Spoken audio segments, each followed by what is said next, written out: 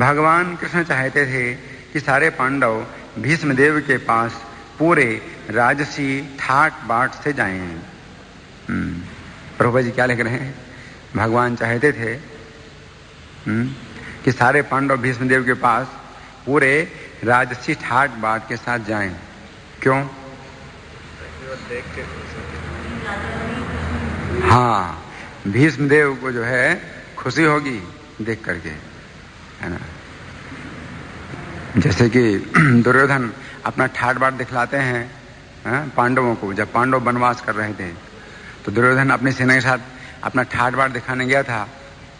किस लिए? पांडवों को और जलाने के लिए, पांडवों को और दुख पहुंचाने के लिए कि देखो तुम कितना कष्ट भोग रहे हो और हम कितने सुखी हैं। तो इस तरह से भी कोई व्यक्ति अपना वो जो है गौरव दिखलाने का प्रयास करता है।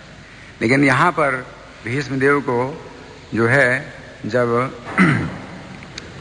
पांडव लोग भीष्मदेव के सामने जब पांडव लोग अपने पूरे ऐश्वर्य के साथ जाएंगे तो भीष्मदेव को खुशी होगी। प्रभुपाद लिखते हैं जिससे वे अंतिम समय उन्हें देखकर प्रसन्न हो। भीष्म हमेशा दुखी रहते थे। क्यों? पांडवों को कष्ट मिलता था। पांडवों का कष्ट देख करके भीष्म बहुत दुखी होते थे। लेकिन कुछ कारणों से वे विवश थे। कुछ कारणों से वो विवश थे, इसलिए वे कुछ कर नहीं सकते थे। लेकिन उनकी आंतरिक इच्छा यही थी कि पांडवों को सब प्रकार का सुख मिले, सुरक्षा मिले। और जीवन भर भीष्म जी दुखी रहे ये देख करके कि पांडव दुखी हैं। और भगवान कृष्ण जो है, भगवान कृष्ण के निर्देशन में पांडव लोग इस प्रकार जा रहे हैं कि सब भगवान कृष्ण की योजना है कि सज धस के जाओ सब प्रकार से, जिससे वे अंतिम समय उन्हें देखकर प्रसन्न हो। भीष्म जी प्रसन्न होंगे। इसलिए पिछले श्लोक में बताया गया है कि शतस्व स्वर्ण भूषित रथैर। पांडव ये पांचों के पांचों जो भाई हैं पांडव हैं वो रथों में बैठ करके गए हैं। वैसे तो भीष्म जी के पास उनको जाना चाहिए पैदल, है कि नहीं? शिष्टाचार यही है कि पैदल जाना चाहिए उनको। लेकिन रथों पर गए और वे रथ भी कैसे हैं? ऐसे घोड़े हैं जिनको सोने से सजाया गया है ना। तो इसका कारण क्या है? इसका कारण यह है कि भीष्म को प्रसन्न करने के लिए भीष्म की ये प्रसन्नता, इसमें प्रसन्नता है।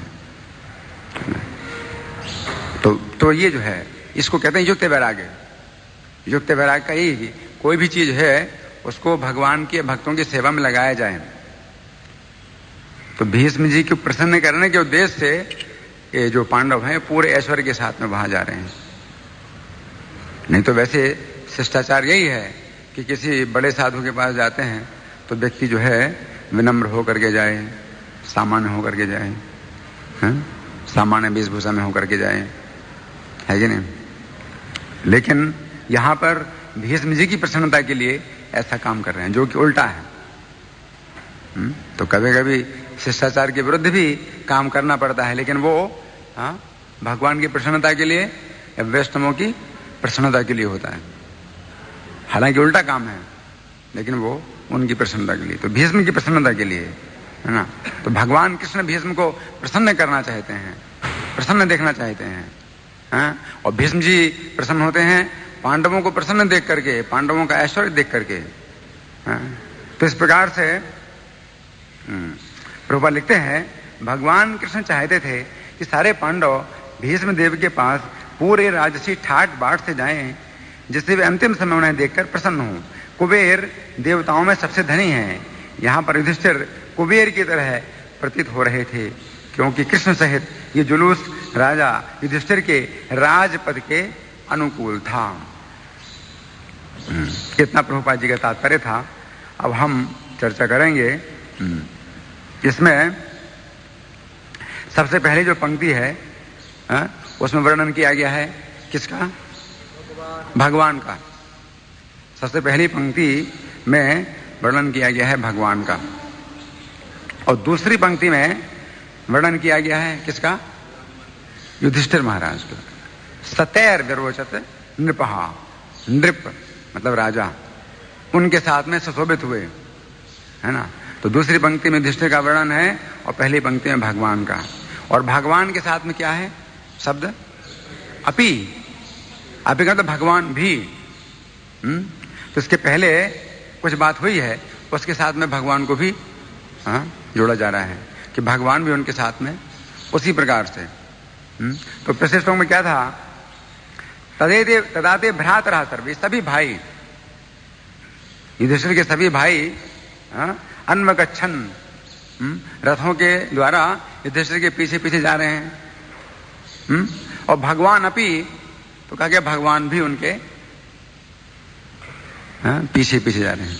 भगवान अपि कहा है, भगवान भी जो है युधिष्ठिर महाराज के पीछे चल रहे हैं। देखिए, भगवान भी चल रहे हैं पीछे। मतलब भक्ति की कितनी महिमा, भक्ति की कितनी महिमा कि भगवान भक्त के पीछे पीछे चलते हैं। तो ऐसे कई उदाहरण हैं। अनुब्रजाम में हम नित्यम हुए दंघ्री रेणु भी। भगवान कहते हैं कि ऐसे भक्तों के पीछे पीछे मैं जाता हूं। भक्तों के पीछे पीछे मैं जाता हूं। कोई सज्जन मुझे चौड़ी बाजार में मिले थे, शायद 1986, सन 1986 की बात है। कोई सज्जन मुझे चौड़ी बाजार में मिले थे, तो वो मैंने उनका परिचय नहीं पूछा, ये भी जो है मेरी गलती है। तो वो कह रहे थे कि मैंने प्रभुपाद को देखा था जब वो पंडाल में प्रवचन दे रहे थे कनाट प्लेस में, तो मैंने देखा कि भगवान कृष्ण प्रभुपाद के पीछे खड़े थे। प्रभुपाद प्रवचन दे रहे थे और भगवान कृष्ण उनके पीछे खड़े थे। प्रभुपाद बैठे हैं आसन पर, व्यासन पर, मतलब मंच पर, वो प्रवचन दे रहे हैं और भगवान कृष्ण प्रभुपाद के पीछे खड़े मैंने देखा। तो मैंने उनके शिष्यों से कहा कि देखो आपके गुरु महाराज कितने महान हैं, भगवान कृष्ण उनके पीछे खड़े हैं। तो उनके शिष्यों को दिखाई नहीं पड़ रहे थे, तो वो बोले how is it possible. Prabhupada के शिष्य बोले कि कैसे संभव है ना। तो वो सज्जन बोले कि तब मुझे समझ में आया कि उनको नहीं दिखाई पड़ रहे हैं, मुझे दिखाई पड़ रहे हैं। तो कुछ ऐसे भी भाग्यशाली होते हैं, है ना, जो कि देख रहे थे प्रभुपाद के पीछे भगवान कृष्ण को, वो बड़े भाग्यशाली थे। और प्रभुपाद जी कितने भाग्यशाली कि भगवान कृष्ण प्रभुपाद के पीछे खड़े हैं। तो यहां पर भी युधिष्ठिर के पीछे भगवान कृष्ण चल रहे हैं। तो भगवान अपि कह करके वो पिछली जो बात है उसको समझना चाहिए कि यहां दोहराई गई है, अन्वगच्छन्। और फिर क्या है? रथेन स धनंजय, रथेन माने रथ के साथ, और स धनंजय, धनंजय के साथ, अर्जुन के साथ। तो भगवान भी युधिष्ठिर के पीछे चल रहे हैं और रथ में चल रहे हैं, और किसके साथ चल रहे हैं? अर्जुन के साथ। तो अब आप क्या सोचते हो? कौन चला रहा है रथ को? रथ को कौन चला रहा है? कोई सारथी चला रहा है? कृष्ण ही चला रहे हैं रथ को, कृष्ण ही चला रहे हैं। जब अर्जुन कृष्ण रथ में होते हैं तो कृष्ण ही चलाते हैं रथ को, आप समझे। तो फिर वो जो और कोई सारथी नहीं होता है, कृष्ण ही चलाते हैं रथ को। तो अर्जुन को बिठा करके कृष्ण रथ को चला रहे हैं। अच्छा, रथ किसका है? अर्जुन का है या कृष्ण का है? किसका है? कृष्ण का। कृष्ण का रथ है, अर्जुन का क्यों नहीं है? जल गया था, आप समझे। 18वें दिन महाभारत का जो 18वां दिन जब युद्ध समाप्त हुआ तो भगवान कृष्ण ने अर्जुन से कहा कि पहले तुम उतरो। अर्जुन कहते नहीं, पहले आप उतरो। तो सामान्य जो तरीका है वो यही है कि सारथी पहले उतरते हैं, फिर रथी उतरता है रथ, है ना। लेकिन भगवान कह रहे हैं, ये असामान्य बात कह रहे हैं अर्जुन से, कहते अर्जुन पहले तुम उतर जाओ। तो अर्जुन कहते क्यों प्रभु, आप पहले उतरिए। बोले मैं बताऊंगा, पहले तुम उतरो। तो जब अर्जुन उतर गए तब भगवान कृष्ण उतरे, और जैसे ही कृष्ण उतरे तो तुरंत ही उसमें आग लग गई, और हनुमान जी उड़ गए आकाश से, क्योंकि वो बानर थे उसकी ध्वजा में। हनुमान जी वो आकाश में उड़ गए और घोड़ों सहित पूरा रथ जल गया।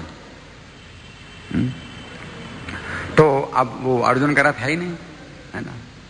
तो ये जो रथ है ये कृष्ण का ही है, और कृष्ण ही इसको चला रहे हैं, कृष्ण अपना रथ चला रहे हैं।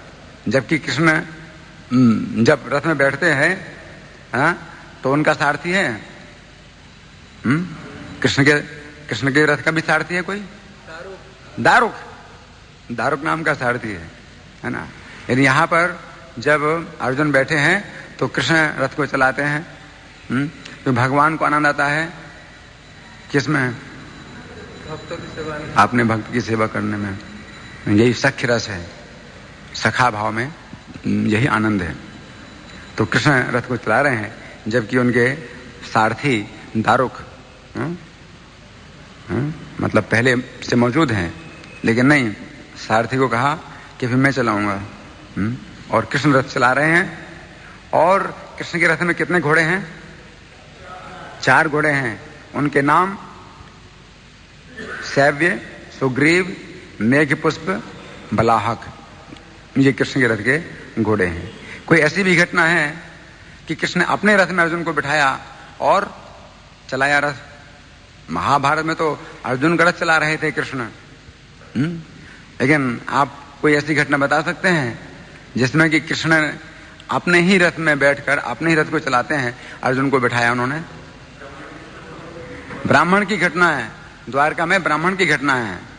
एक ब्राह्मण के पुत्र पैदा होते ही मर जाते थे, तो हर बार वो अपने मरे हुए पुत्र को ला करके और राज द्वार में डाल जाता था, और निंदा करता हुआ कि राजा के दोस्त से मेरा पुत्र मरा है ना। कितना ऊंचा उस समय स्तर था, राज्य शासन का, प्रजा के सुख का कितना ऊंचा स्तर था कि पिता के सामने पुत्र मर गया तो बहुत बड़ी दुर्घटना मानी जाती है। सोचिए कितने सुखी थे लोग, कितने सुखी थे। तो ब्राह्मण हर बार अपने मरे हुए पुत्र को लाता और कृष्ण के सामने और जो है दरवाजे में डाल करके और निंदा करता हुआ चला जाता कि राजा के दोष से मेरा पुत्र मरा है। और प्रभुपाद जी कहते हैं हम ब्राह्मण का कोई दोष नहीं था, और राजा का दोष तो कृष्ण का दोष था इसमें। और कृष्ण का दोष क्या था कि जो महाविष्णु हैं वो कृष्ण का दर्शन करना चाहते थे तो इसलिए महाविष्णु जो है उस पुत्र को मार रहे थे और उस पुत्र को अपने पास बुला रहे थे। तो इस प्रकार से 8वां जो पुत्र है, जब इस लगातार 8वां पुत्र भी जब मरा तो उसको भी लेके आया ब्राह्मण।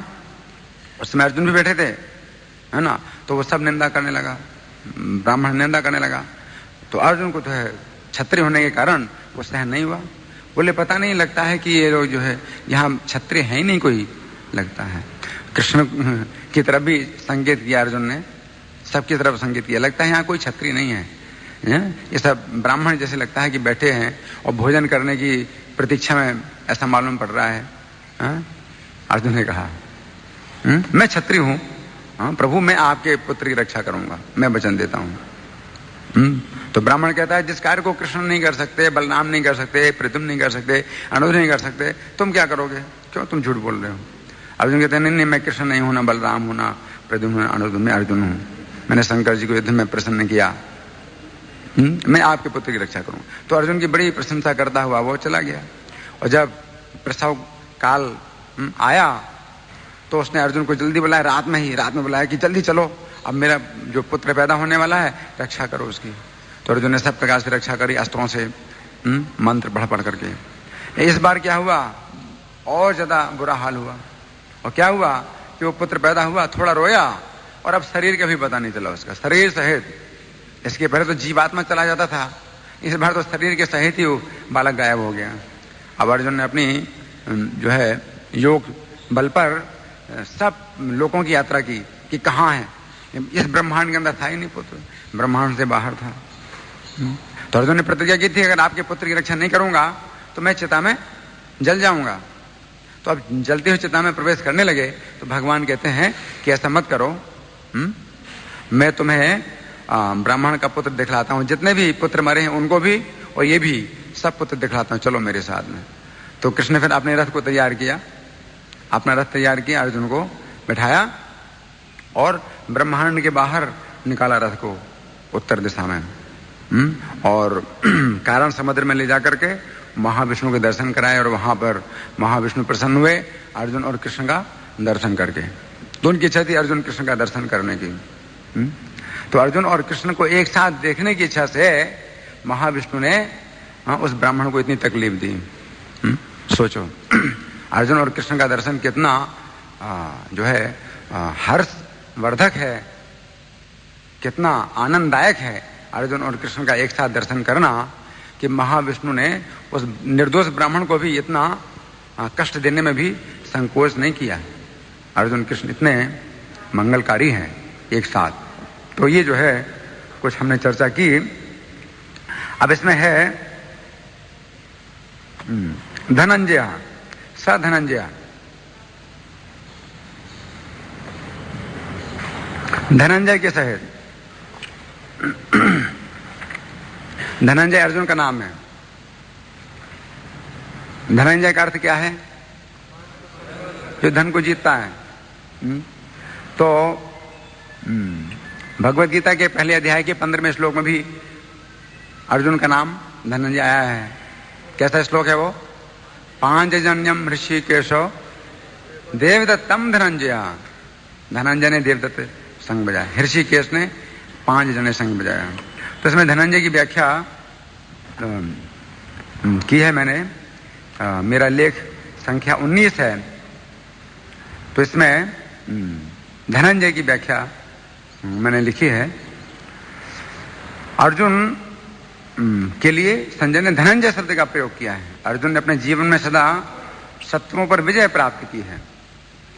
युद्ध में अर्जुन के हाथों से या तो शत्रु मारे जाते थे अथवा अपने प्राणों की रक्षा करने के लिए वे अर्जुन की शरण लेते थे, तथा अनेकों रत्नों के उपहार अर्जुन को प्राप्त होते थे। धनंजय का मतलब यह है, शत्रु अपने प्राणों की रक्षा के लिए अर्जुन को उपहार देते थे। तो धन ले जाओ, हमारे प्राणों छोड़ दो। अर्जुन से कहते थे कि हमारे प्राणों को मत लो, ये सब धन ले लो। इसलिए अर्जुन को कहते हैं धनंजय। अर्जुन भी दिया करते थे, ठीक है धन दे दो, तुम्हारे प्राण वापस कर रहा हूं। तो प्राणों को छोड़ देते थे और धन ले लेते थे अर्जुन। श्रील प्रभुपाद के शब्दों में इस श्लोक में अर्जुन को धनंजय कहा गया है, क्योंकि जब इनके बड़े भाई को विभिन्न यज्ञ संपन्न करने के लिए धन की आवश्यकता हुई थी तो इसे प्राप्त करने में इन्होंने सहायता की थी। ये प्रभुपाद जी के शब्द हैं। अब ये घटना कब हुई?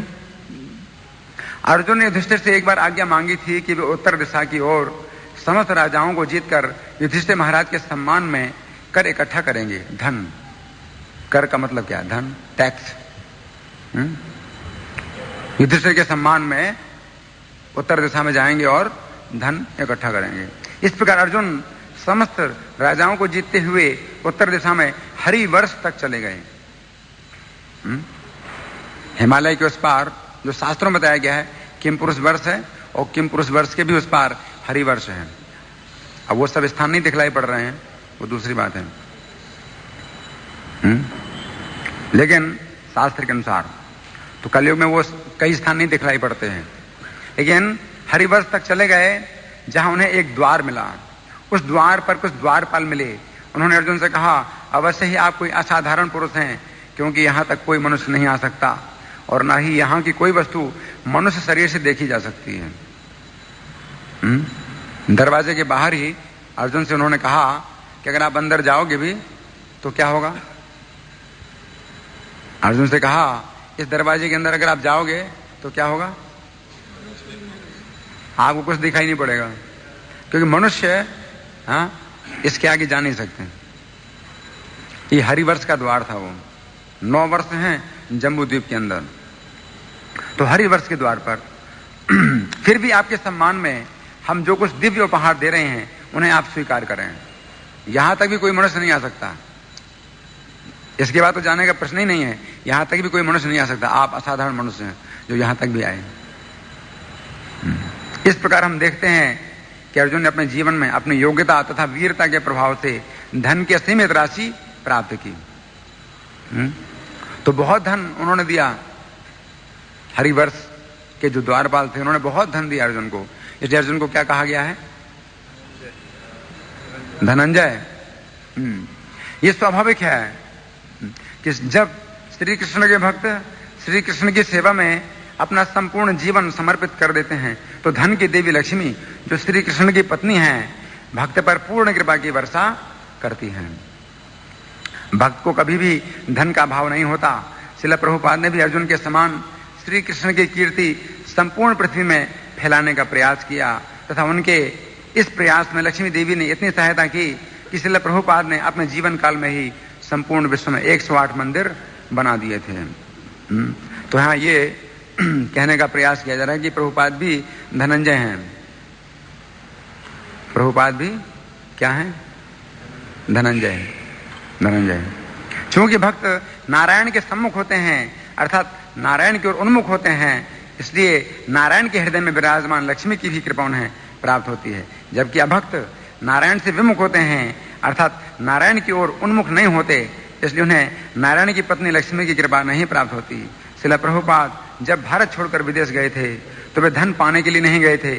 वे केवल श्री कृष्ण का नाम फैलाने नहीं गए थे, परंतु उन्हें बिना प्रयास किए अपार संपत्ति प्राप्त हुई, क्योंकि श्रील प्रभुपाद अर्जुन के ही समान श्री कृष्ण के क्या अनन्य भक्त थे।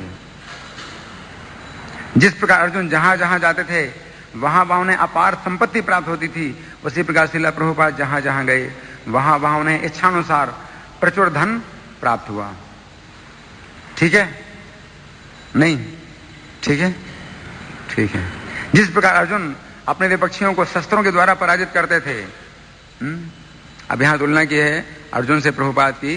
धनंजय दोनों हैं, लेकिन अर्जुन शस्त्रों के द्वारा विपक्षियों को पराजित करते हैं और प्रभुपाद जी शास्त्रों के द्वारा। प्रभुपाद जी शास्त्रों के द्वारा विपक्षियों को पराजित करते हैं। ये दो धनंजय हैं, लेकिन अंतर यही है, एक शस्त्रों के द्वारा पराजित करता है, दूसरा शास्त्रों के द्वारा पराजित करता है। जिस प्रकार अर्जुन के बाण विपक्षियों को झुकने के लिए विवश कर देते थे, उसी प्रकार श्रील प्रभुपाद की वाणी विपक्षियों को झुकने के लिए विवश कर देती थी। एक धनंजय बाणों के द्वारा विपक्षियों को झुका। जिस प्रकार अर्जुन अकेले होते हुए भी हजारों विपक्षियों के बीच में निर्भय रहते थे। अर्जुन कई बार अकेले युद्ध किया हजारों विपक्षियों के बीच में। उसी प्रकार श्रील प्रभुपाद भी अकेले होते हुए भी विदेशों में जाकर निर्भय बने रहे। ये दोनों धनंजय अकेले युद्ध करते हैं और कभी परास्त नहीं होते। इस प्रकार हम देखते हैं कि अर्जुन के समान प्रभुपाद ने भी अपने जीवन में सदा विजय तथा संपत्ति प्राप्त की। अब सधनंजय, इसमें शब्द क्या है? सधनंजय, मतलब भगवान कृष्ण अर्जुन के साथ हैं। भगवान कृष्ण अर्जुन के साथ हैं, तो इसमें भी ये 18वां लेख है। श्री भगवान ने कहा पहले अध्याय के 14वें श्लोक पर जो लेख है, इसमें अर्जुन और कृष्ण में कितनी घनिष्ठता है इसका वर्णन हुआ है। अर्जुन तथा श्री कृष्ण में एक दूसरे के प्रति अत्यंत घनिष्ठता थी। श्रीमद् भागवत में जिस नवधा भक्ति का वर्णन है उसमें एक सख्य भक्ति भी है। अर्जुन उसी सख्य भक्ति का आचरण करने के सर्वश्रेष्ठ उदाहरण हैं। भगवान भी अर्जुन के सारथी बनकर इस जगत को शिक्षा देते हैं कि कोई भी जीव भगवान के साथ मैत्री संबंध स्थापित कर सकता है। भगवत गीता का अध्ययन करने के लिए यह अत्यंत आवश्यक है कि हम अर्जुन तथा श्री कृष्ण के दिव्य संबंधों को समझें।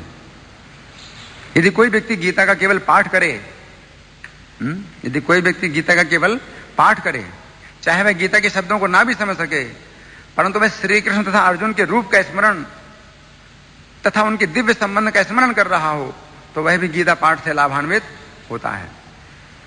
अगर ना भी समझो गीता को और गीता का पाठ करो केवल, इस बात की पुष्टि श्री चैतन्य महाप्रभु की लीला में हुई है। दक्षिण भारत के रंगनाथ मंदिर में एक अशिक्षित ब्राह्मण गीता का पाठ कर रहा था। अशिक्षित होने के कारण वह शब्दों का शुद्ध उच्चारण नहीं कर पा रहा था, परंतु वह श्री कृष्ण तथा अर्जुन के रूप का स्मरण कर रहा था तथा यह सोचकर रोमांचित हो रहा था कि भगवान कितने दयालु हैं कि वे अपने भक्त अर्जुन का रथ चला रहे हैं। उस ब्राह्मण की इस दिव्य स्थिति को ना समझकर बहुत से लोग उसके अशुद्ध गीता पाठ को देखकर हंस रहे थे, परंतु श्री चैतन्य महाप्रभु तो साक्षात श्री कृष्ण हैं। उन्होंने इस ब्राह्मण की ऐसी निष्ठा को देखकर उसे अपने गले से लगाया तथा उससे कहा कि तुम वास्तव में गीता का पाठ कर रहे हो। 78वें अध्याय के 70वें श्लोक में भगवान कहते हैं कि जो भी व्यक्ति हम दोनों के संवाद का अध्ययन करेगा, हम दोनों मतलब श्री कृष्ण और अर्जुन किस संवाद का अध्ययन करेगा, वह मेरी ज्ञान यज्ञ के द्वारा पूजा करने का फल प्राप्त करेगा। इसका अर्थ यह है कि यदि हम भगवत गीता में अर्जुन के प्रश्नों तथा श्री कृष्ण के उत्तरों का अध्ययन करें तो श्री कृष्ण को तत्व से जान सकते हैं। इसके अगले श्लोक में भगवान कहते हैं यदि कोई व्यक्ति गीता के उपदेश को ना भी समझ पाए, परंतु वह श्री कृष्ण भगवान है इस बात पर श्रद्धा रखता हो और अर्जुन श्री कृष्ण के प्रिय भक्त हैं इस बात को समझता हो, तो वह भी गीता का श्रवण कर पापों से छूट जाता है। श्री कृष्ण के सखा होने के कारण अर्जुन के मन में श्री कृष्ण का संग करने की अत्यंत तीव्र इच्छा रहती थी।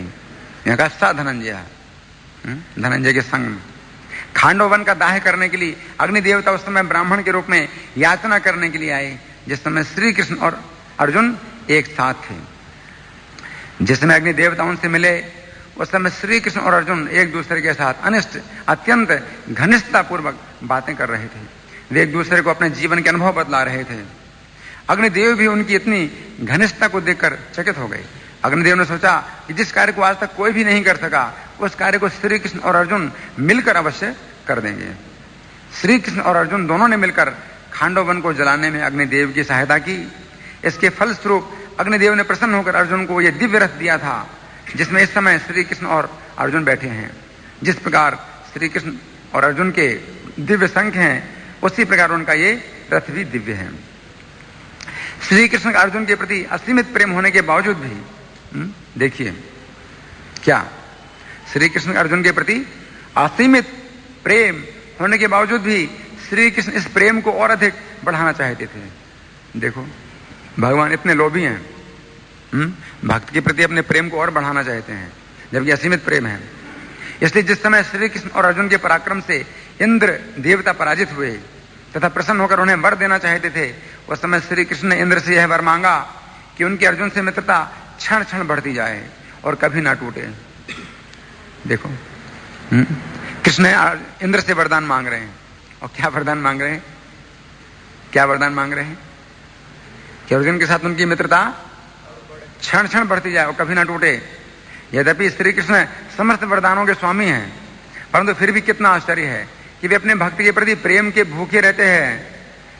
जिस प्रकार गोपियों ने कात्यायनी का व्रत करके श्री कृष्ण की प्राप्ति का वरदान मांगा था, उसी प्रकार श्री कृष्ण भी इंद्र से अर्जुन के साथ अपनी मित्रता का वरदान मांगते हैं।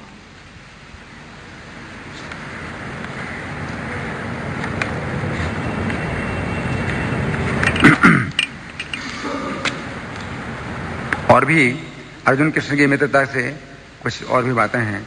ये 24वां लेख है, इसमें बताया है। श्री कृष्ण अर्जुन से कहते हैं तुम्हारे और मेरे अनेक अनेक जन्म हो चुके हैं, मुझे तो उनका स्मरण है, किंतु हे परंतप तुम्हें उनका स्मरण नहीं है। इससे पता चलता है कि श्री कृष्ण तथा अर्जुन जन्म जन्म के क्या हैं, मित्र हैं। श्रील प्रभुपाद उक्त श्लोक के तात्पर्य में लिखते हैं अर्जुन जैसे भक्त कृष्ण के नित्य सखा हैं और जब भी भगवान अवतरित होते हैं तो उनके पार्षद भक्त भी विभिन्न रूपों में उनकी सेवा करने के लिए उनके साथ साथ अवतार लेते हैं। अर्जुन ऐसे ही भक्त हैं और इस श्लोक से पता चलता है कि लाखों वर्ष पूर्व जब भगवान कृष्ण ने भगवत गीता का प्रवचन सूर्यदेव से किया था तो समय अर्जुन भी किसी भिन्न रूप में उपस्थित थे, किंतु भगवान तथा अर्जुन में अंतर यह है, अंतर यह है कि भगवान ने ये घटना याद रखी किंतु अर्जुन इसे याद नहीं रख सके। अंश रूप जीवात्मा तथा परमेश्वर में यही अंतर है। 11वें अध्याय के 41वें तथा 42वें श्लोक में अर्जुन श्री कृष्ण का विश्व रूप देकर कहते हैं आपको अपना मित्र मानते हुए मैंने हठपूर्वक आपको क्या कहा, हे कृष्ण, हे यादव, हे सखे जैसे संबोधनों से पुकारा है क्योंकि मैं आपकी महिमा को नहीं जानता था। मैंने मूर्खतावश या प्रेमवश जो कुछ भी किया है। अर्जुन कह रहे हैं अब जो भी हो, मेरी मूर्खता हो या मेरा प्रेम हो, जो भी हो, लेकिन मुझे आप क्षमा करो। अर्जुन कह रहे हैं कृपया उसके लिए मुझे क्षमा कर दें। यही नहीं, मैंने कई बार आराम करते समय एक साथ लेटे हुए या साथ साथ खाते या बैठे हुए तथा कभी अकेले तो कभी अनेक मित्रों के समक्ष आपका अनादर किया है। हे अच्युत, मेरे इन समस्त अपराधों को क्षमा करें। इससे पता चलता है कि श्री कृष्ण तथा अर्जुन में कितनी घनिष्ठता थी। 18वें अध्याय के 64वें श्लोक में भगवान अर्जुन से कहते हैं, शिव की तुम मेरी अत्यंत प्रिय मित्र हो, अतएव मैं तुम्हें अपना परम आदेश जो कि सर्वाधिक गुह्य ज्ञान है बता रहा हूं, इसे अपने हित के लिए सुनो। इसके अगले श्लोक में श्री कृष्ण कहते हैं, सदैव मेरा चिंतन करो, मेरे भक्त बनो, मेरी पूजा करो और मुझे नमस्कार करो। इस प्रकार तुम निश्चित रूप से मेरे पास आओगे। मैं तुम्हें वचन देता हूं क्योंकि तुम मेरे परम प्रिय मित्र हो। इन विवरणों से पता चलता है कि श्री कृष्ण अर्जुन से अत्यंत घनिष्ठ हैं। महाभारत युद्ध में जब अश्वत्थामा ने श्री कृष्ण तथा अर्जुन का वध करने के लिए आग्नेयास्त्र का प्रयोग किया, अश्वत्थामा ने क्या किया? आग्नेयास्त्र का प्रयोग किया तथा उससे जब श्री कृष्ण और अर्जुन को किसी भी प्रकार की क्षति नहीं हुई तो अश्वत्थामा के संदेह को दूर करने के लिए व्यास जी ने उसे बताया, प्राचीन काल में श्री कृष्ण और अर्जुन ने धर्म के पुत्रों के रूप में नारायण और नर के नाम से जन्म लिया था। ये दोनों ऋषि संसार को धर्म मर्यादा में रखने के लिए प्रत्येक युग में अवतार लेते हैं। प्रत्येक युग में अवतार लेते हैं ये दोनों, नर और नारायण। एक बार ब्रह्मा जी ने भी बृहस्पति, शुक्राचार्य और इंद्र आदि देवताओं को संबोधित करके कहा, ये प्रबल पराक्रमी महाबली नर नारायण ऋषि हैं जो अपने तेज से पृथ्वी एवं स्वर्ग को प्रकाशित कर रहे हैं।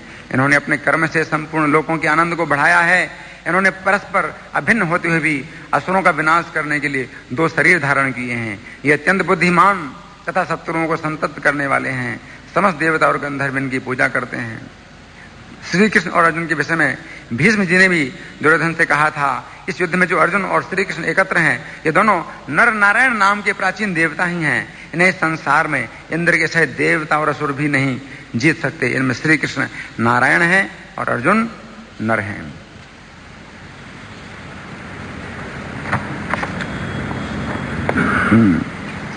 अब यहां पर है, सतैर विरोचत नृपहा कुबेर एवं गुह्य, दूसरी पंक्ति में। तो सा का मतलब युधिष्ठिर महाराज। युधिष्ठिर महाराज सुशोभित हो रहे हैं उन सब के साथ। कृष्ण और बाकी जितने पांडव हैं उनके साथ कुबेर के समान सुशोभित हो रहे हैं। युधिष्ठिर का ऐश्वर्य बढ़ गया जब भगवान कृष्ण उनके पीछे पीछे चल रहे हैं। और भीष्म देव के पास जा रहे हैं तो प्रभुपाद जी क्या कह रहे हैं कि भीष्म देव प्रसन्न होंगे युधिष्ठिर को इस प्रकार देख करके कि कृष्ण भी उनकी सेवा में उपस्थित हैं। युधिष्ठिर की ऐसी स्थिति को देख करके भीष्म जी को प्रसन्नता होगी। तो गीता के दूसरे अध्याय के 5वें श्लोक में अर्जुन ने भीष्म और द्रोण को महानुभाव बताया। महानुभाव है, भीष्म और द्रोण दोनों महानुभाव हैं। यद्यपि शत्रु के पक्ष में युद्ध कर रहे हैं, इन दोनों महानुभाव हैं। तो 45वां लेख है, इसमें मैं पढ़ के सुना रहा हूं। अर्जुन कह रहे हैं कि दोनों महानुभाव हैं। महानुभाव 2 शब्दों से मिलकर बना है, महा तथा अनुभव। महा का अर्थ है महान तथा अनुभव का अर्थ है उद्देश्य या विचारधारा। अर्जुन का कहना है कि यद्यपि भीष्म और द्रोण दुर्योधन के पक्ष में युद्ध कर रहे हैं, परंतु फिर भी उनकी श्री कृष्ण तथा पांडवों के प्रति विचारधारा अत्यंत श्रेष्ठ है। उनकी श्री कृष्ण की महिमा के प्रति गहरी श्रद्धा है तथा पांडवों के प्रति गहरी सहानुभूति है। परंतु यद्यपि भीष्म और द्रोण दुर्योधन की ओर से युद्ध कर रहे हैं, फिर भी उनकी आंतरिक भावना युद्ध में पांडवों का प्रिय करने की है। इसलिए दुर्योधन महाभारत युद्ध में बार बार भीष्म और द्रोण के पास जाकर उलाहना देता रहता था। क्या क्या उलाहना देता था? कि उनका स्वाभाविक अनुराग पांडवों के प्रति है, इसलिए भी युद्ध में वीरता का प्रदर्शन नहीं कर रहे हैं। दुर्योधन कहता था, बहुत दुखी होता था। एक बार उसने भीष्म के पास जाकर कहा, पितामह मैं जो निवेदन कर रहा हूं उस पर ध्यान दीजिए। जब तक आप और आचार्य द्रोण जीवित हैं तब तक हमारी पराजय संभव नहीं है। अवश्य ही आप और आचार्य द्रोण पांडवों पर कृपा दृष्टि रखते हैं। इसीलिए हमारी सेना पराजित हो रही है। कौन कहता है? दुर्योधन कहता है। और आप दोनों को किसी भी प्रकार की चिंता नहीं हो रही है। यदि वास्तव में आप इस युद्ध रूप संकट में मेरा साथ देना उचित समझते हो तो आप अपने पराक्रम के अनुसार युद्ध कीजिए।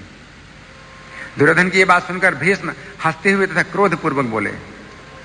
भीष्म को हंसी भी आई कि बड़ा मूर्ख है, उनको गुस्सा भी आया दुर्योधन के ऊपर, और बोले, राजन, एक दो बार नहीं, अनेकों बार मैंने तुमसे ये सत्य और हितकर बात बताई है कि इंद्र के सहित संपूर्ण देवता भी पांडवों को युद्ध में नहीं जीत सकते। भीष्म जो है इस प्रकार जो है उनकी महान विचारधारा है पांडवों के प्रति। जिस समय द्वैत वन में निवास करते हुए पांडवों को नष्ट करने के लिए दुर्योधन सेना लेकर गया, जब वनवास चल रहा था पांडवों का 12 साल का, तो द्वैत वन में थे पांडव लोग, और उनको नष्ट करने के लिए सेना लेकर के गया। कौन? दुर्योधन गया, तथा गंधर्वों के द्वारा बांधा जाने पर पांडवों ने ही उसे छुड़ाया। देखा कितनी शर्म की बात है, हैं?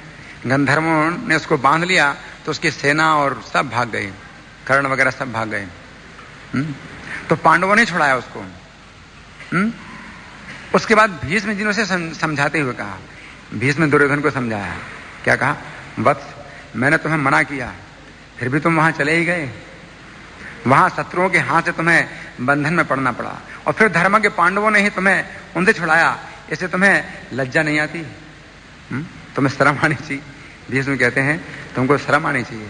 जिनको तुम मारने के लिए गए थे उन्होंने तुम्हारी रक्षा करी, तुम्हें शर्म नहीं आती? उस समय सारी सेना और तुम्हारे ही सामने ये दुष्ट कर्ण गंधर्वों से डरकर भाग गया था। उस समय तुमने महात्मा पांडव और दुष्ट बुद्धि कर्ण में अंतर भी देखा ही होगा। ये कर्ण तो धनुर्वेद, शूरवीरता या धर्म में पांडवों के चौथाई हिस्से के भी बराबर नहीं है। अतः इस कुल के कल्याण के लिए मैं तो पांडवों के साथ संधि कर लेना ही उचित समझता हूं। भीष्म जी भरतवंशियों के पितामह, देश काल के ज्ञाता और समस्त धर्मों के जानने वाले थे। एक बार उन्होंने कौरवों के हित के लिए दुर्योधन से कहा, भरत नंदन, पांडवों के विषय में मेरा जैसा विचार है वह कहता हूं। युधिष्ठिर की जो नीति है उसकी कभी निंदा नहीं करनी चाहिए, उसे अच्छी नीति ही कहनी चाहिए। अब यहां पर जो शब्द है युधिष्ठिर के लिए, नृप, नृप का अर्थ जानते क्या है? राजा। हाँ, ये शब्द ये बना कैसे? नृप, नृप ये शब्द बना कैसे है? हाँ, नर और पा। नर माने मनुष्य और पा माने पालन करने वाला, जो मनुष्यों का पालन करे। नृ, नृ मतलब ना और रा से नृ बना है, और पा माने पालन करने वाला। तो नृप का मतलब जो मनुष्यों का पालन करने वाले। तो भीष्म जी युधिष्ठिर के बारे में क्या कह रहे हैं? युधिष्ठिर की जो नीति है उसकी कभी निंदा नहीं करनी चाहिए, उसे अच्छी नीति ही कहना चाहिए। राजा युधिष्ठिर जिस नगर या राष्ट्र में होंगे, युधिष्ठिर का प्रभाव कैसा है? उनकी उपस्थिति मात्र से ही कैसा प्रभाव पड़ता है मनुष्यों में। मतलब असली जो है, जो राजा हैं युधिष्ठिर हैं। जिस नगर या राष्ट्र में होंगे वहां की जनता अपने आप ही दानशील, प्रियवादिनी और लज्जाशील होगी। जनता में ये गुण अपने आप आता है युधिष्ठिर के रहने से ही। वे जहां रहते हैं वहां के लोग संयमी, सत्यपरायण, हृष्टपुष्ट, पवित्र और कार्यकुशल होते हैं। युधिष्ठिर के रहने मात्र से ही ये प्रभाव पड़ता है जनता में। जहां उनकी स्थिति होगी वहां के मनुष्य स्वयं ही धर्म में तत्पर होंगे, अगर लोग नहीं जानते तो भी, क्योंकि अज्ञातवास का समय चल रहा था और युधिष्ठिर का पता नहीं है कि युधिष्ठिर कहां है, 5 पांडव कहां हैं। तो भीष्म जी कहते हैं अगर पांडवों का पता लगाना है तो इससे पता लगाओ। जहां युधिष्ठिर हैं वहां पर ऐसा होता है, वे ईर्ष्यालु और अभिमानी नहीं होंगे। जहां युधिष्ठिर हैं वहां के लोग ईर्ष्यालु नहीं होंगे, अभिमानी नहीं होंगे। वहां हर समय वेद ध्वनि होती है और बहुत से यज्ञ होते हैं। अज्ञात हैं, युधिष्ठिर अज्ञात है, छिपे हुए हैं, तो भी ये सब काम होता है युधिष्ठिर के कारण। वहां मेघ निश्चय ही ठीक ठीक वर्षा करते हैं युधिष्ठिर के कारण। और वहां की भूमि धन धान्य पूर्ण और सब प्रकार के आतंकों से शून्य होती है। वहां सुखदायक हवा चलेगी, उल्टी हवा नहीं चलेगी कभी। सुखदायक हवा चलेगी। वहां किसी प्रकार का पाखंड नहीं होता, ना भय होता है। उस स्थान पर बहुत सी गौएं होती हैं और बहुत हृष्ट पुष्ट होती हैं। उनका दूध, दही और घी भी बहुत स्वादिष्ट होता है और गुणकारी होता है। युधिष्ठिर के कारण राजा युधिष्ठिर अत्यंत धर्मनिष्ठ हैं। उनमें सत्य, धैर्य, दान, शांति, क्षमा, लज्जा, कीर्ति, दया और सरलता निरंतर निवास करते हैं। एक बार भीष्म जी ने द्रोणाचार्य, कृपाचार्य, अश्वत्थामा, दुर्योधन आदि लोगों के समक्ष कहा, ये सभी पांडव बड़े महात्मा तथा धर्म और अर्थ के मर्मज्ञ हैं। युधिष्ठिर जिनके नेता हैं, वे धर्म के विषय में चूक कैसे कर सकते हैं? पांडव लोग निर्लोभ हैं, उन्होंने अनेक दुष्कर कर्म किए हैं। वे राज्य को किसी नीति विरुद्ध उपाय से नहीं लेना चाहेंगे। पराक्रम पूर्वक राज्य लेने में वे वनवास के समय भी समर्थ थे, किंतु धर्म के बंधन में बंधे होने के कारण उन्होंने ऐसा नहीं किया। कौन कहता है ये? भीष्म कह रहे हैं। भीष्म कह रहे हैं जो ऐसा कहेगा कि अर्जुन मिथ्याचारी है, उसकी दुर्गति होगी। पांडवगण मौत को गले लगा लेंगे, किंतु असत्य को कभी नहीं अपनावेंगे।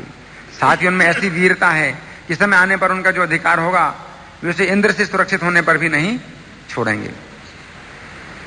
एक बार सभा में बैठे हुए दुर्योधन से भीष्म जी ने कहा, हे दुर्योधन, जिस समय तुम शंख, चक्र और गदा धारण किए श्री कृष्ण को और अनेकों अस्त्र शस्त्र एवं भयंकर गांडीव धनुष लिए अर्जुन को एक ही रथ में बैठे देखोगे, उस समय तुम्हें मेरी बात याद आ जाएगी। उस समय याद आएगी मैं जो कह रहा हूं, अभी तुमको समझ में नहीं आती मेरी बात, उस समय तुमको मेरी बात याद आएगी। यदि तुम मेरी बात पर ध्यान नहीं दोगे तो समझ लेना कि कौरवों का अंत आ गया है। तुम्हारी बुद्धि अर्थ और धर्म से भ्रष्ट हो गई है। तुम्हें तो तीन ही की सलाह ठीक जान पड़ती है, एक तो दुष्ट कर्ण की, दूसरे शकुनि की और तीसरे अपने क्षुद्र बुद्धि पापात्मा भाई दुशासन की। फिर उन्होंने धृतराष्ट्र से कहा, तुम्हारे पुत्र मंदमति दुर्योधन ने कर्ण का बल पाकर पांडवों का तिरस्कार किया है। पांडवों ने मिलकर और अलग अलग जैसे महान कर्म किए हैं, वैसा इस कर्ण ने कौन सा पराक्रम किया है? भीष्म कह रहे हैं, जिस समय सभा में श्री कृष्ण आने वाले थे तथा दुर्योधन श्री कृष्ण को बंदी बनाना चाहता था, उस समय भीष्म जी क्रोध पूर्वक धृतराष्ट्र से बोले। दुर्योधन की योजना थी कृष्ण को बंदी बनाऊं, तो भीष्म जी गुस्से से धृतराष्ट्र से बोले, धृतराष्ट्र, मालूम होता है कि तुम्हारे इस मंदमती पुत्र को मौत ने घेर लिया है। ये पापी तो कुमार्ग में चलता ही है, इसके साथ तुम भी अपने हित की बात पर ध्यान न देकर इसी की लीक पर चलना चाहते हो। तुम नहीं जानते ये दुर्बुद्धि यदि श्री कृष्ण को बंदी बनाने की चेष्टा करेगा तो एक क्षण में ही अपने सलाहकारों के सहित नष्ट हो जाएगा। इस पापी ने धर्म को तो एकदम तिलांजलि दे दी है, इसका हृदय बड़ा ही कठोर है, मैं इसकी अनर्थपूर्ण बातें बिल्कुल नहीं सुन सकता। ऐसा कहकर भीष्म जी अत्यंत क्रोध में भरकर उसी समय सभा से उठकर चले गए। बाद में सभा में जब श्री कृष्ण ने संधि का प्रस्ताव किया तो भीष्म जी ने दुर्योधन से कहा, भीष्म फिर प्यार से समझाते हैं दुर्योधन को कृष्ण के सामने, तात, श्री कृष्ण जो तुम्हें समझाया है उसे अभी मान जाओ। तुम यदि महामना श्री कृष्ण की बात नहीं मानोगे तो तुम्हारा कभी भी हित नहीं हो सकता और ना ही तुम सुख पा सकते हो। तुम्हें तथा तुम्हारे मंत्री, पुत्र और बंधु बांधवों को अपने प्राणों से भी हाथ धोने पड़ेंगे। भरत नंदन, श्री कृष्ण के वचनों का उल्लंघन करके तुम कुलग्न, कुपुरुष, कुमति और कुमार्गगामी कहलाओगे और अपने माता पिता को शोक में डुबाओगे। जब श्री कृष्ण, विदुर, भीष्म और द्रोण आदि सभी का तिरस्कार करते हुए दुर्योधन सभा के बाहर चला गया तो भीष्म जी ने श्री कृष्ण से कहा, श्री कृष्ण, राजकुमार दुर्योधन बड़ा दुष्ट चित्त है, इसे झूठा अभिमान है और ये क्रोध और लोभ से भरा हुआ है। माधव, मैं तो समझता हूं कि इन सब क्षत्रियों का काल आ गया है, इसीलिए अपने मंत्रियों से दुर्योधन का अनुसरण कर रहे हैं। इस प्रकार हम देखते हैं कि भीष्म और द्रोण की श्री कृष्ण और पांडवों के प्रति अत्यंत श्रेष्ठ विचारधारा है। भीष्म द्रोण हृदय और मन से पांडवों का ही प्रिय करना चाहते थे, परंतु फिर भी शरीर से वे दुर्योधन का ही प्रिय करने के लिए विवश थे। इसलिए यदि गहराई से देखा जाए तो हम समझ सकते हैं कि भीष्म द्रोण वास्तव में महानुभाव थे, क्योंकि जिस समय दुर्योधन श्री कृष्ण को बंदी बनाना चाहता था उस समय जब श्री कृष्ण ने अपना भयंकर रूप दिखाया तो भीष्म, द्रोण, संजय और ऋषियों ने उनका दर्शन किया, क्योंकि भगवान ने उन्हें दिव्य दृष्टि प्रदान की थी। उस समय दुर्योधन, कर्ण, शकुनि, दुशासन और अन्य दुष्ट राजाओं ने भयभीत होकर नेत्र मूंद लिए, क्योंकि इन नेत्रों से वो कृष्ण का तेज नहीं देखा जा सकता था। भीष्म और द्रोण महानुभाव थे, इसीलिए वे सदा श्री कृष्ण का गुणगान और पांडवों की प्रशंसा किया करते थे। यद्यपि कर्ण को भी अनेक स्थानों पर वीर तथा धार्मिक कहा गया है, परंतु उसे महानुभाव नहीं कहा जा सकता, क्योंकि उसने श्री कृष्ण का कभी गुणगान नहीं किया तथा पांडवों से सदा ईर्ष्या करता रहा। तो इस तरह की और भी कई बातें हैं, तो समय अब बहुत कम है, इसलिए मैं चाहूंगा कि अब कुछ हम चर्चा करें या प्रश्न।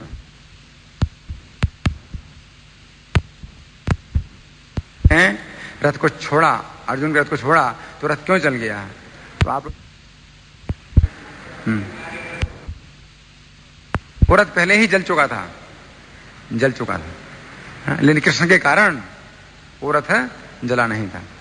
और जैसे कृष्ण ने रथ को छोड़ा तो रथ जो है तुरंत अग्नि की लपटों में भस्म हो गया, घोड़ों सहित भस्म हो गया। और दूसरी बात यह भी है कि ये रथ अग्निदेव ने दिया था, तो अग्निदेव ने उसको वापस ले लिया, अग्निलोक में चला गया वो रथ। वैसे वो नष्ट नहीं हुआ, लेकिन वो दिखाई पड़ा जैसे भस्म हो गया, लेकिन वास्तव में वो रथ गया अग्निलोक में, अग्नि के द्वारा दिया हुआ वो रथ था। और कोई प्रश्न किसको बता कि अर्जुन कहाँ गए, क्या वैकुंठ में गए? तो प्रभुपाद ने उत्तर दिया कि वे हमेशा कृष्ण के साथ रहते हैं और रथ में भ्रमण करते हैं। हर जगह गीता का उपदेश हो रहा है कि नहीं? तो कृष्ण की लीलाएं हैं समस्त ब्रह्मांड में हो रही, एक के बाद दूसरे स्थान में। जैसे सूर्य का उदय हर स्थान पर नहीं, मतलब सूर्य का उदय हर समय हो रहा है किसी न किसी स्थान पर। प्रत्येक क्षण सूर्य का उदय हो रहा है, किसी न किसी स्थान में हो रहा है कि नहीं? 24 घंटे सूर्य का उदय हो रहा है। उसी प्रकार से कृष्ण भी अर्जुन को गीता का उपदेश दे रहे हैं, किसी न किसी ब्रह्मांड में दे रहे हैं, हर समय दे रहे हैं, है ना? इस प्रकार से। और कोई तो क्या कारण है? तो आपने बताया था क्या कारण, क्या कारण? महाविष्णु अर्जुन और कृष्ण का दर्शन कर, मतलब अगर चाहे तो नियम का उल्लंघन कर सकते हैं। राजा हैं, राजा किसी भी नियम का उल्लंघन कर सकता है, कोई भी नियम राजा के लिए नहीं होता। और ब्राह्मण को जो है जो तकलीफ दे रहे थे महाविष्णु, तो इनकी जो है ना तीव्र इच्छा थी अर्जुन कृष्ण का दर्शन करने के लिए।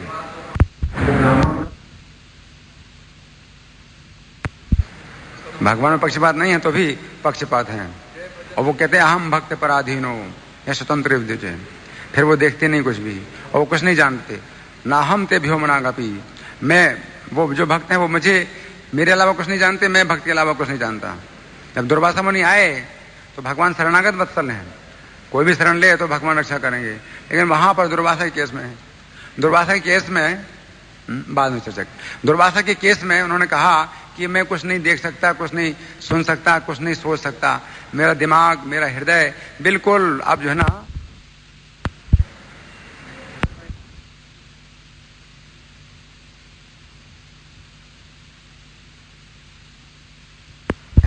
कुछ गहरी बात हम लोग। तो जो मैं द्रौपदी को हार गया, इसका क्या कारण है? द्रौपदी ने भी प्रश्न उठाया था, द्रौपदी ने भी प्रश्न उठाया था कि ये कहां तक उचित था, ये कौन सा धर्म है, इन्होंने जो है मुझे दांव पर लगाया। महाराज नल भी अपना सब राज्य हार गए थे, लेकिन जब पुष्कर जो उनका छोटा भाई था, उसने कहा कि दमयंती को दांव में लगा लो, अगर आप जीत जाओगे तो आपको पूरा राज्य सब वापस मिल जाएगा। लेकिन नल ने दमयंती को दांव में नहीं लगाया। दमयंती भी बहुत सुंदर थी। तो द्रौपदी का कहना था कि ये कहां तक उचित था कि इन्होंने मुझे दांव पर लगाया। तो भगवान कृष्ण जो है ना केवल यही उत्तर देते हैं कि इन सब चीजों का कारण केवल एक ही है कि मैं वहां नहीं था। भगवान कहते हैं कि जुआ से सब अनर्थ होते हैं। भगवान ने कहा कि इसका एक कारण केवल यही था कि मैं वहां पर नहीं था। अगर मैं वहां पर होता तो पहले उसको, दुर्योधन को समझाता कि जुआ मत खेलो और जुए के जो बुरे परिणाम है वो बताता। अगर वो नहीं मानता मेरी बात, वो दुष्ट, तो मैं उसका उसी समय बंद कर देता। भगवान ऐसे बताते हैं। तो इसके आगे और मैं ज्यादा नहीं बताऊंगा। युधिष्ठिर महाराज की कोई गलती नहीं थी, और जुआ जो है खेला जा रहा था धृतराष्ट्र के आदेश से, और युधिष्ठिर चूंकि बहुत विनम्र थे, धृतराष्ट्र के आदेश से वो जुआ खेल रहे थे। आपका प्रश्न? भगवान थे भी और नहीं भी थे। भगवान द्रौपदी की रक्षा के लिए वहां पर थे, आ गए, द्रौपदी के वस्त्र रूप में बन गए, लेकिन भगवान नहीं थे, वैसे सबकी दृष्टि में नहीं थे वो। और भगवान उस कार्य में जो है ना कोई भाग नहीं ले रहे थे वास्तव में। वो केवल एक कार्य के लिए आए थे, वो किसी को ना तो दर्शन दे रहे थे ना किसी से बात कर रहे थे। इसलिए दोनों बातें समझना चाहिए। और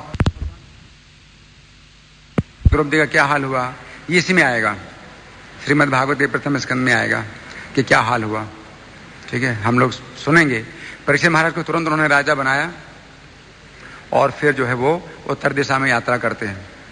ठीक है ना, और द्रौपदी शरीर छोड़ती हैं और 4 पांडव शरीर छोड़ते हैं।